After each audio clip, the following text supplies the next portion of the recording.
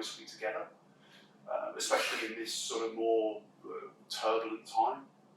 Because there's a huge amount of synergies, whether it be regulated bridging and then a refinance onto a term debt or buy-to-let, refurb renovation, whatever it might be.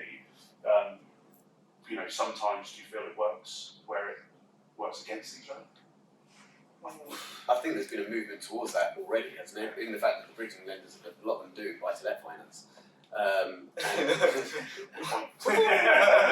But even like obviously a lot of the commercial lenders do bridging finance as well. So I think there is, as people are expanding their product base, they are crossing between the two, between term and short-term lending, and making it maybe a smoother transaction, or giving the client another opportunity or another option, or an approach to do a deal.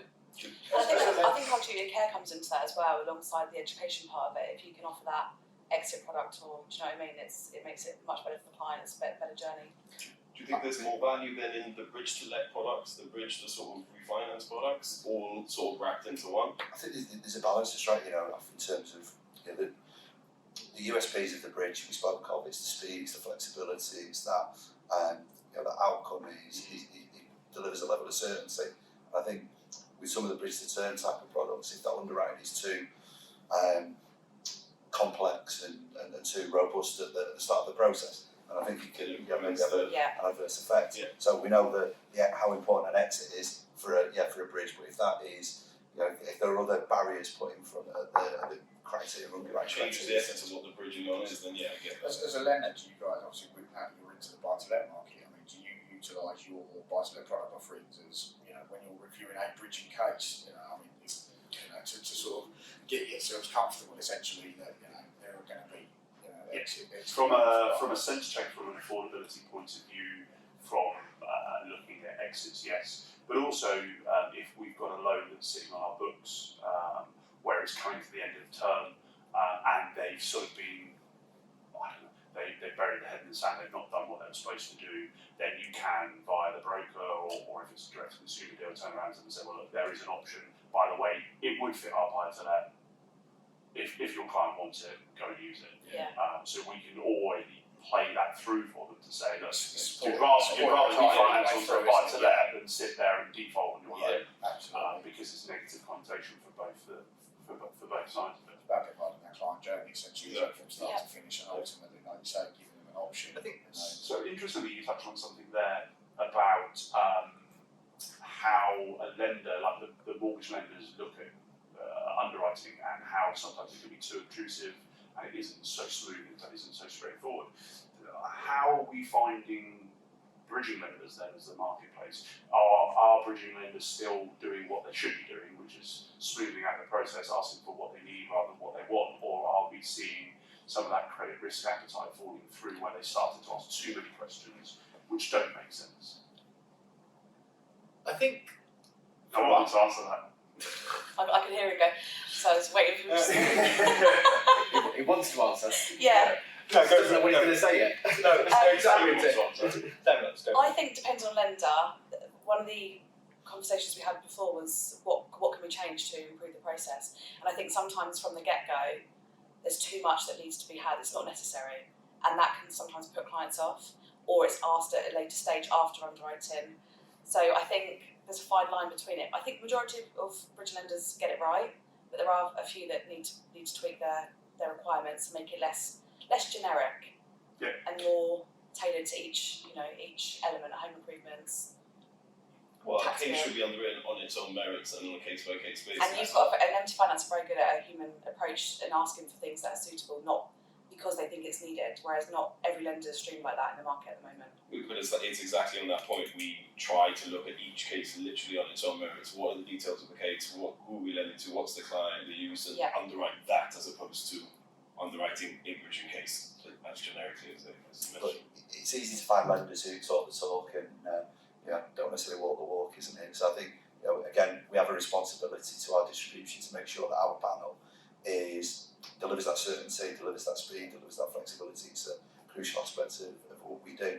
And thankfully, you guys sit at the top table quite rightly, because we do get confidence, we do get positive interaction with you. So you're deservedly at that top table. And that's again coming back to the rate question, where I know if I send something to Raf to underwrite for me, I know that I can package that to what he needs because I know what he's going to ask me, but I know it's also relevant. So where a client, okay, you may be a little bit higher on a rate on a case, that service, that speed, that flexibility, that human approach is there, whereas the other lender doesn't have it, and that's where we come back to looking at the right product for the client overall. I think that's the great thing with bridging in the whole is that, as Raf touched upon, is every case is looked at on its own merits. It is a completely individual case in every scenario. It isn't a tick box exercise, i.e. you just keying the information onto a system or portal, whatever it might be. You want that human approach, essentially. I still think that's hugely important within the industry to be able to pick the phone up, to yourself, Raf, or you, Gareth, and say, look, this is the case, this is the client background, this is the quirks and the tweaks and the weird and wonderful things about it. Is it something that you're going to be able to support? And I think, generally speaking, again, going back to the educational piece, as you rightly said, we understand as brokers and introducers what our lenders are going to want from us. I think most, as you said, bridging lenders get it right. The things that they ask for, but over the years, you kind of learn what is going to be asked for and what's not. So you can approach your client with that knowledge. So look, this lender is going to be slightly more expensive than that lender, but I can tell you exactly what they're going to need right now, right here, and that will be it. I think the education part as well is being confident enough to go back and challenge that lender. Absolutely. Say, sure, why do you need this? So you're not asking your client for information, taking time out of their working day, or just to go and get things that maybe not necessarily are needed. So I think that's a massive point. You've got to know and have the experience and the knowledge on when to push back to a lender to represent the client well, but really supporting the deal, because your job is in the middle to basically add for both sides. Yeah. And that is it can have a massive impact on any deal going through or not, knowing when to actually push back. So spot on, because ultimately as well, this mitigation of risk, lending money is risky. As a lender, we always have to mitigate risk, so every deal has an element of risk to it. But as a broker and as a distributor, you guys have the same responsibility to look at what is that risk. So when, as you say, you can package a deal and have covered what we would see as risk. Yeah. So you're confident that you're turning around and going, okay, I know that this is risky because of X, Y, and Z, but my presentation of that case, this is what I've done to alleviate that risk, whether it's being sensible with the client and saying, okay, you can't have that loan to value, that's part of the sky because of this, and this, or whatever it might be. And I think that's where it works both ways. A good broker and a good advisor would turn around and go, okay, for me to present this case to a lender, it isn't just I want the highest loan to value and the cheapest rate. I want this, The this, best and structure. this. It's the best structure of the line. It's supposed to deal with the client, but I think as our industry goes, there's a lot more people being recruited from other elements of different finance markets, and I think it's going back to how well do you know that lender, how well do you know that process, and how experienced are you? Because quite often you'll have someone that's being recruited into a role which they're new to, and they'll come back with 10 different extra questions, and it's very easy for because we're in heavy recruitment mode, where we're all about bringing in trainee brokers, and lenders have got a lot more. They've recruited a lot more, and they've got junior underwriters, where there's a lot more pushback from the junior underwriters. But it's about the experience that we have as brokers to say, well, actually, why is this relevant? Do you actually need this, or are you just coming back with a tick box of questions that we need to kind of know and understand?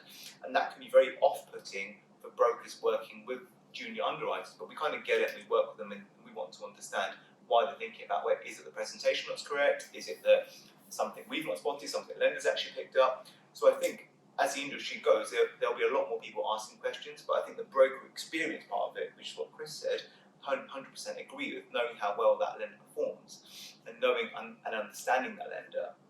We're all about welcoming new lenders into our brokerage and working with them, but we want to understand what they're doing, why they're doing it, and how it does. Quite often we get a set of terms and they look too good to be true. It's kind of, have you actually considered all the bumps in the road that we've highlighted, or has that been missed? Are you just getting a quick set of terms out? Because there are some lenders that literally just send you terms in 10 minutes of getting an inquiry, and you think, how can you do that so quickly? You've got to sometimes question what's actually been presented. I question it every time. I get to MT that quickly. How are they so fast? And then when it completes really quickly, I question that as well.